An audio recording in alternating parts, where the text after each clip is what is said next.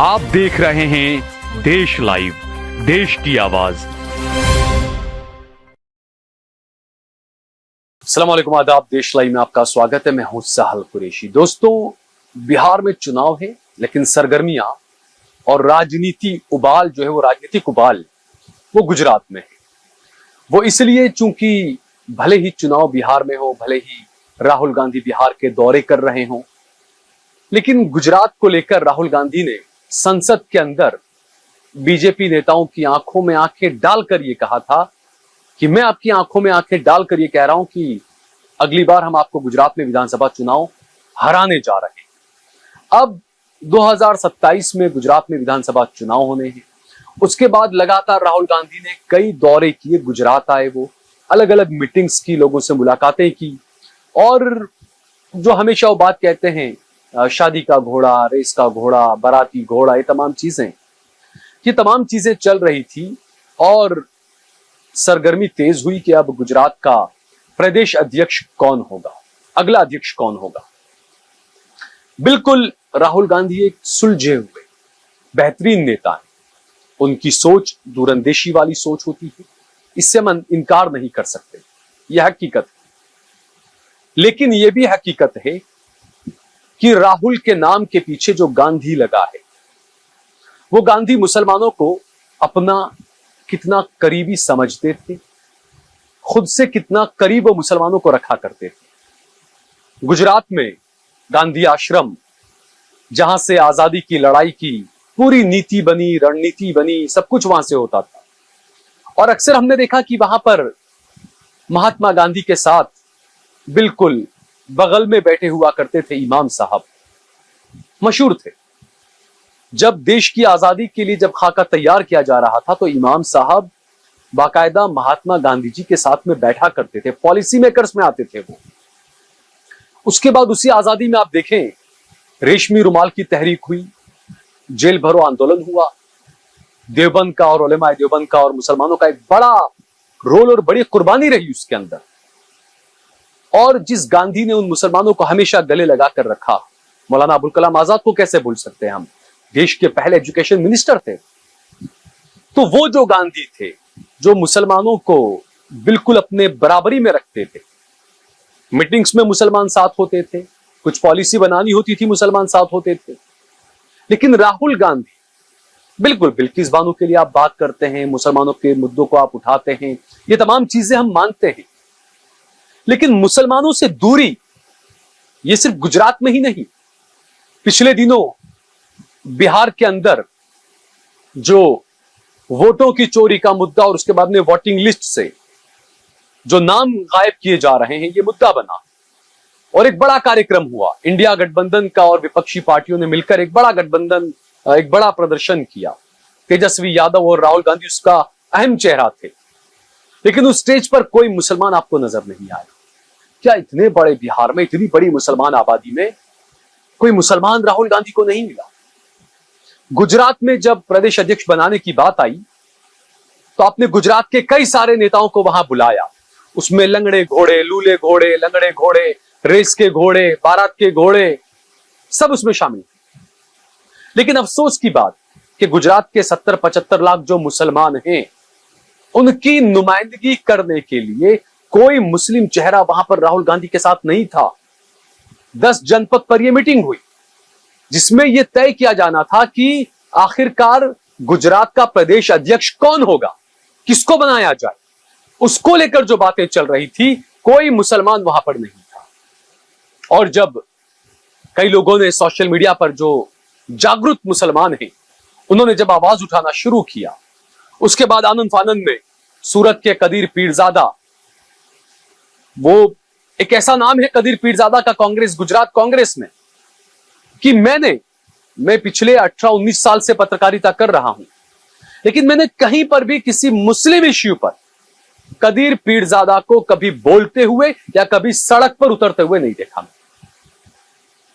कदीर पीरजादा आए, उन्होंने एक वीडियो जारी किया अपना, 1-1.5-2 मिनट का कुछ वीडियो है, इसमें वो कह रहे हैं कि नहीं, ये बात गलत है कि किसी को नहीं बुलाया, मुसलमान को बुलाया था, मुझे बुलाया था, लेकिन मुझे उर्स में जाना था, इस वजह से मैं नहीं गया। उन्हीं कांग्रेस वालों सब मैं कहना चाहूंगा जब आप कहते हो कि योगी आदित्यनाथ पुजारी हैं, मठाधीश हैं, मठ में ही उनको बैठना चाहिए, राजनीति उनको नहीं करनी चाहिए, तो कदीर पीरजादा साहब फिर तो यह भी कहना चाहिए कि आपको जब उर्स और गादी और यही सब संभालना है तो राजनीति को छोड़ दीजिए आप। वैसे भी आपकी राजनीति से गुजरात के मुसलमानों को क्या क्या फायदे हुए, आप कोई 5 फायदे अगर गिना सकते हैं तो गिनवाइए आप।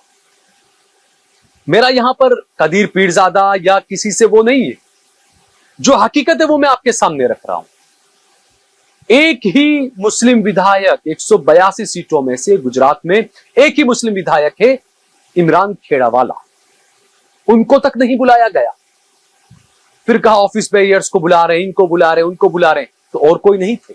जावेद पीरजादा खुद कई कमेटियों में उनको कांग्रेस ने मेंबर बनाया है, तो क्यों जावेद पीरजादा को नहीं बुलाया गया, क्यों इमरान खेड़ावाला को नहीं बुलाया गया? और भी बहुत थे, गयासुद्दीन शेख साहब थे, और भी बहुत लोग थे। और दूसरा, मैं हमारे एमआईएम वाले भाइयों से कहूंगा कि सबसे पहले ये एक दूसरे की जो टांगे खींचने वाली बात है ना, उसको आप पहले साइड में रखते हैं। उसके बिना आपकी राजनीति नहीं हो पाएगी। मैं खुलकर बार बार कहता हूं कि मैं जाती तौर पर मानता हूं असदुद्दीन ओवैसी साहब बीजेपी के एजेंट नहीं है। मैं नहीं मानता ऐसा कि वो एजेंट है, लेकिन कुछ एमआईएम के कुछ लोग हैं जो 3-4 ट्रोलर्स वो पता नहीं फेसबुक वगैरह पे करते रहते हैं बदनाम सारा, ओवैसी साहब को भी, उनकी पार्टी को भी, कांग्रेस को भी, कांग्रेस के लोगों के इंटरव्यू लेने वालों को भी, सबको बदनाम करना उनका काम है। जबकि उनकी खुद की विचारों की कोई हैसियत या कुछ वो नहीं है कि वो अपना खुद का वो कुछ एक ऑरा या कुछ चीज सोशल मीडिया पर वो बता सके या कर सके।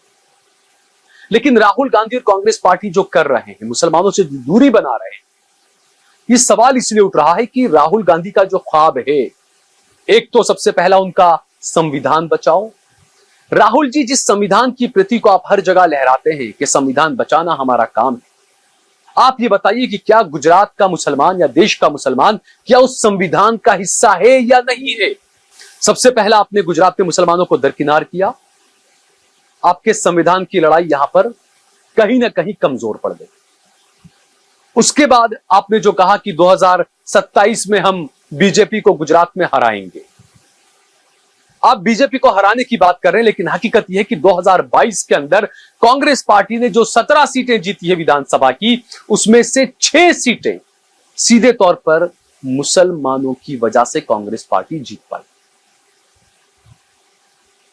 देश भर की आप बात करें, 99 सीटें कांग्रेस पार्टी, 100 सीटें अगर जीती, मुसलमानों का बड़ा योगदान रहा लोकसभा चुनाव में कि उन्होंने कांग्रेस पार्टी और इंडिया गठबंधन के लोगों को जिताया। और उन्हीं मुसलमानों को आप राहुल गांधी जी और कांग्रेस पार्टी दरकिनार करने में लगी।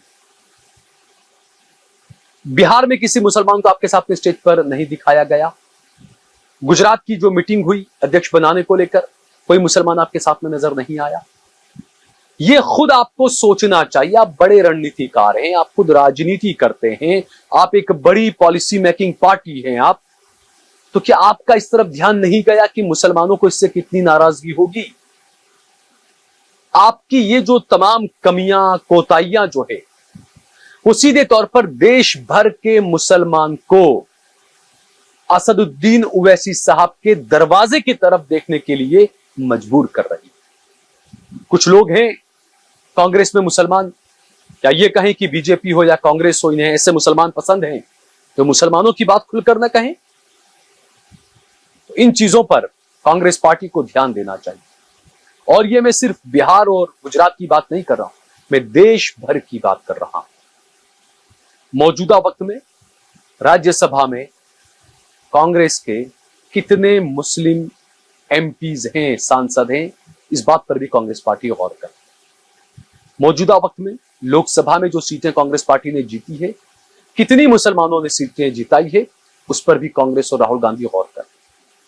देश भर में 4000 से ज्यादा विधायक हैं, कांग्रेस के जितने भी विधायक हैं, कितने विधायक मुसलमानों की वजह से जीते हैं, कांग्रेस पार्टी उस पर खास ध्यान दे। इन चीजों पर कांग्रेस पार्टी को ध्यान देना होगा, वरना आप यकीनन विरोध करते हैं असदुद्दीन ओवैसी साहब का, उनकी पार्टी का, उनकी नीति का। कुछ हद तक कुछ चीजों में मैं भी विरोध करता हूं। वो बी टीम नहीं है बीजेपी की, लेकिन कुछ कुछ उनके कदम, कुछ कुछ उनकी बातें, कुछ कुछ उनकी पॉलिसी ऐसी रही है जिसकी वजह से मुसलमानों को नुकसान भी होता है। बिल्कुल मुसलमानों को क़यादत दी जानी चाहिए, मिलनी चाहिए, हक है मुसलमानों का। लेकिन एक पॉलिसी मेकिंग में, और मैंने लिखा भी था बीच में कि इंडिया की दुविधा ऐसी हो चुकी है ना, इंडिया गठबंधन की ऐसी दुविधा हो चुकी है कि ओवैसी को अगर साथ में लो तो हिंदू वोट छटक जाएगा, और अगर ओवैसी को साथ में न लो तो मुस्लिम वोट बिखर जाएगा। तो इसके लिए एक रणनीति मजबूत कांग्रेस पार्टी को बनानी पड़ेगी, क्योंकि यह हकीकत है कि असदुद्दीन ओवैसी साहब की कहीं ना कहीं मुसलमानों के अंदर दबे पांव ही सही एक्सेप्टेबिलिटी बढ़ रही है, लोकप्रियता बढ़ रही है, धीरे धीरे ही सही। और उसके लिए जिम्मेदार सीधे तौर पर कांग्रेस पार्टी के ये तमाम कदम हैं, ये तमाम नीतियां हैं जिसमें मुसलमानों को दूर रखा गया। और यही वजह है कि मुसलमानों को ओवैसी की तरफ देखना पड़ रहा है। और अभी भी वक्त काफी बचा हुआ है। कांग्रेस पार्टी को डैमेज कंट्रोल करने की कोशिश करनी चाहिए, और खुलकर करनी चाहिए। गलती हुई है तो मानना चाहिए, कहना चाहिए कि हां गलती हुई है, हम सब इस गलती को सुधारते हैं। कांग्रेस पार्टी वो पार्टी रही है जहां हिंदू, मुस्लिम, सिख, ईसाई, आस्तिक, नास्तिक सभी को साथ में लेकर चली है कांग्रेस पार्टी। हमेशा सभी की बात की हमेशा कांग्रेस पार्टी ने मजबूती के साथ में। लेकिन कुछ इस तरह के लोग आ गए जिन्होंने उल्टी सीधी लाइनें शुरू कर दी कांग्रेस पार्टी में, भटकाना शुरू कर दिया राहुल, सोनिया, प्रियंका को। इस बारे में कांग्रेस पार्टी को और आला कमान को खास गौर करना चाहिए। राहुल गांधी जी, अहमद पटेल के साथ में आपका जो भी मामला था उसका बदला कृपा करके, मेहरबानी करके सभी मुसलमानों से न लें। हम चाहते हैं, मैं खुद कहता हूं कि राहुल गांधी नरेंद्र मोदी से 1000 गुना बेहतर प्रधानमंत्री बन सकते हैं और साबित होंगे बेहतरीन प्रधानमंत्री। लेकिन उन्हें जो रास्ता भटका रहे हैं ना, उसके बारे में राहुल गांधी के करीबी लोगों को बहुत ही गौर व फिक्र कर सोचना चाहिए। इस वीडियो को ज्यादा से ज्यादा शेयर करिए, कमेंट करिए, लाइक करिए। अगर आपने हमारा चैनल देश लाइव सब्सक्राइब न किया हो तो हमारे चैनल को जरूर सब्सक्राइब करिए।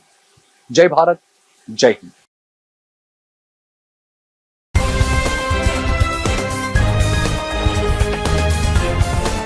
देश और दुनिया की तमाम छोटी और बड़ी खबरों के लिए हमारे चैनल को सब्सक्राइब करना न भूलें और बेल का बटन जरूर दबाएं।